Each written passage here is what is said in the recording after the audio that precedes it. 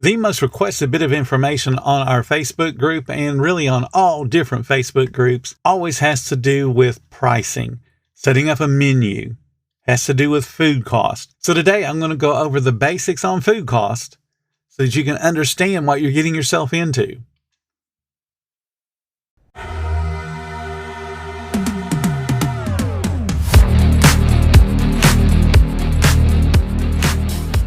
Welcome to the 10-Minute Food Truck Training Podcast. My name is Bill Moore. I am a food truck business coach, author of 5 food truck vending books, including Food Truck 101 and Food Truck 201.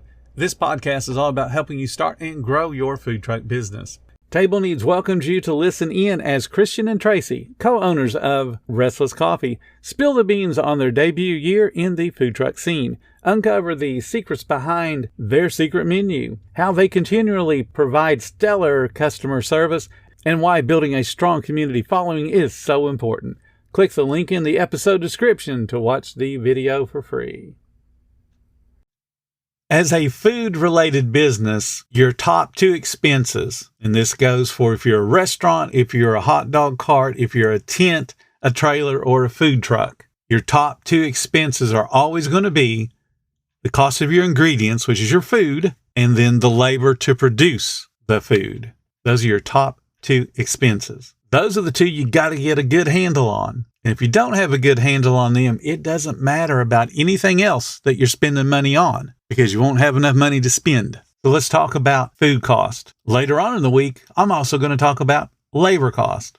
Food cost. What you got to understand is what food cost is and what it is not. You got to understand how to calculate your own food cost. You need to stop asking people on Facebook groups how to do it because most of the answers are incorrect or incomplete. Let's talk about understanding your food cost. Now, I'm going to scare you right now. This is one of those scared straight kind of moments. Understanding food cost, there are 4 different measurements, and they all have a key role in helping you be profitable. But if you don't understand there's 4 different things that go into food cost, and you go onto one of those Facebook groups and say, hey, how do I price this? You're going to get some nut that's going to say, hey, 3 times cost, because that's how it works. Well, it doesn't work that way. So the 4 different things that you have to measure your food by, all of these tie together to help you be profitable.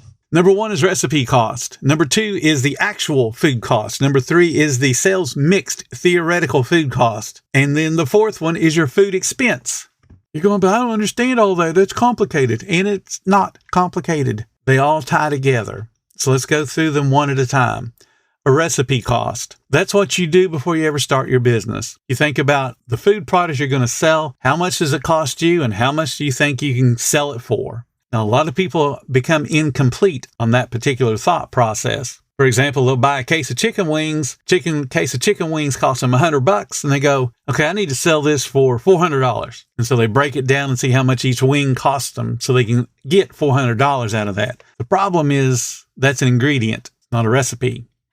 Chicken wings are also going to involve shortening because you got to deep fry them. They're also going to involve some type of seasonings on the wing itself. They're going to involve some type of sauces. They're going to involve paper products. So all of those ingredients go together to create a recipe. So you don't look at a case of chicken costing you $100 and thinking you need to sell it for $400 and you're making money because you've left out a whole bunch of other ingredients. So a recipe cost. You're taking everything that goes in that recipe, just like when you sit down to write a recipe or you read a recipe that grandma gave you. How much does it cost you for the salt that goes into it, the pepper that goes into it? How much does it cost for the bun, the meat, the oil that you put on the bun to toast it? If you're making chicken wings, you're looking at all the seasonings. You're looking at how much the chicken itself costs you. And then you get into the packaging, giving everybody napkins, and we're giving everybody paper bags. We're giving them some type of container to hold that chicken. All of those each have an individual cost.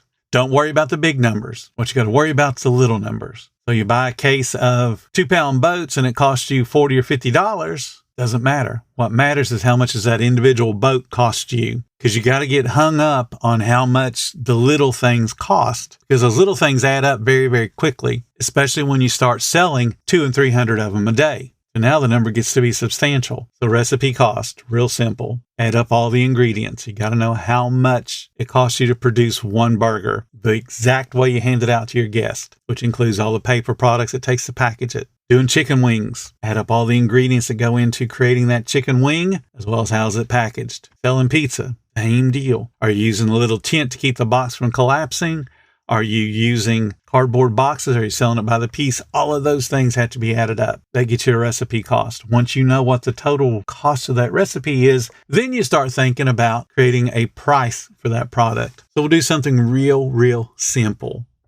Let's go to a hot dog. Hot dog with 3 ingredients. Let's say you're only going to sell hot dogs with mustard, and that's it. And this principle works whether you put 30 ingredients on that hot dog or you only put mustard on it. Hot dog bun costs you 20 cents. Now you have 20 cents into that product. You get your good hot dog, costs you 80 cents. Now 80 cents and 20 cents is $1. And let's say you're putting 5 cents worth of mustard on there, which is a lot of mustard. Now you're at $1.05. How much it costs you. Now here's where people mess up. They look at the hot dog with mustard on and go, I would only pay $3 for that. And they charge $3 for it.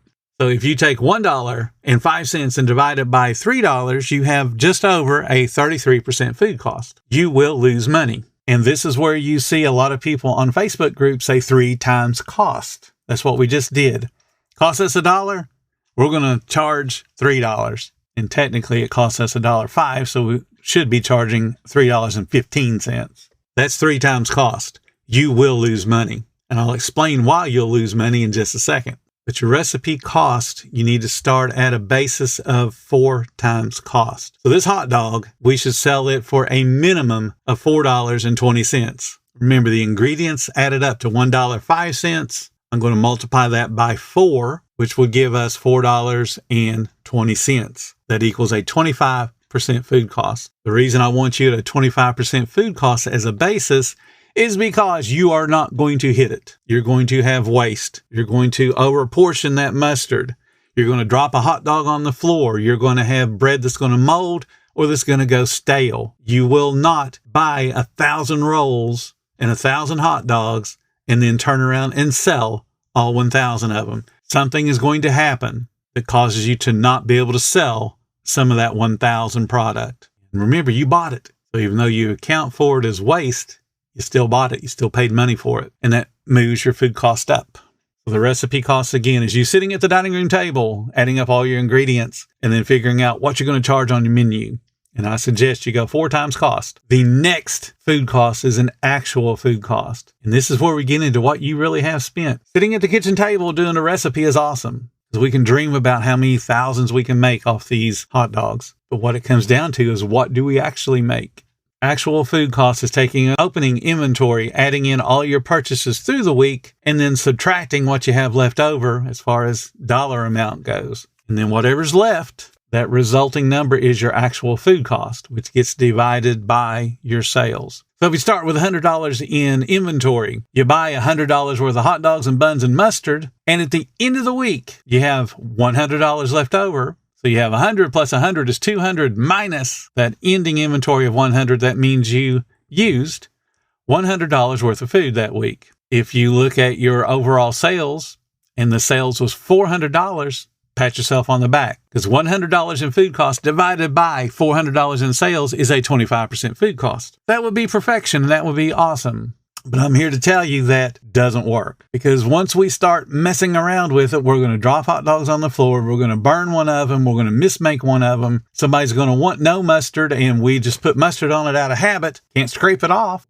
We have waste. So more likely you start with $100 in inventory, you buy $100, and you end up with $90 or $80 of inventory left. And if you only did $400 in sales, now you take that $110, let's say you had $90 left over. So you start with 100, you bought 100, that's 200, you have 90 left. That means you used $110 worth of food. Divide that by the 400 you did in sales, and that's a 27.5% food cost. 27.5, that's 2.5% out, because you had some buns go stale, you had some buns that molded, you dropped a hot dog, you mismade a hot dog. So that's 2.5% different than your recipe cost. You've lost money. Now let's talk about a sales mixed theoretical food cost. This is perfection. You would be taking your recipe costs, because again, the recipe cost is you sitting at the dining room table figuring out what it should be, and you create a menu price based on the ingredient cost.